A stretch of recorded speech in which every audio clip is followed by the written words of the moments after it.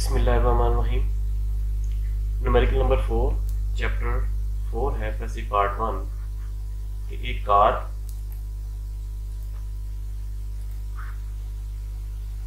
जो कि 800 kilogram mess है जिसका और 54 किलोमीटर पर आवर की स्पीड से मूव कर रही है। ब्रेक सप्लाई किए जाते हैं और उसको रेस्ट कंडीशन में लाया जाता है और रेस्ट कंडीशन में आते आते वो 60 मीटर का डिस्टेंस भी कवर करती है। दोबारा सुने, 800 किलोग्राम की कार को 54 किलोमीटर पर आवर की स्पीड से रेस्ट में लाया जाता है और इस दौरान वो 60 मीटर का डिस्टेंस भी कवर करती है।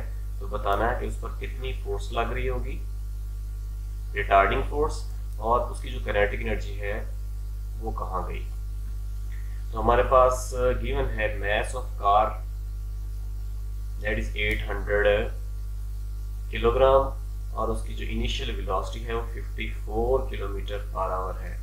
तो 54 किलोमीटर पर आवर को मीटर पर सेकंड में कन्वर्ट करने के लिए इसको 1000 से मल्टीप्लाई किया गया और 3600 पर डिवाइड किया गया। तो हमारे पास आंसर आ गया 15 मीटर पर सेकंड।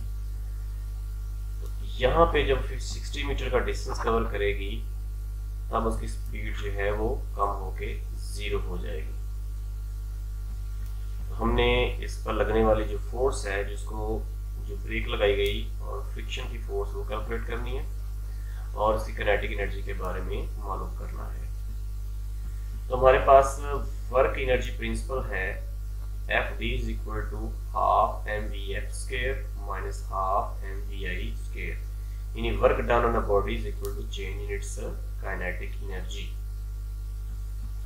इसकी वैल्यूज पुट कर दी। फोर्स हमने चूंकि फाइंड करनी है, डिस्प्लेसमेंट है ये डिस्टेंस यहाँ पे 60 मीटर का है, 1/2 वैसे ही आ गया, मैस 800 और फाइनल वेलोसिटी यहाँ पे 0 है, ये 0 आ गया, माइनस अगेन 1/2, मैस अगेन 800 और इनिशियल वेलोसिटी 15 मीटर पर सेकंड है, तो यहाँ पे 15 स्क्वायर आ गया।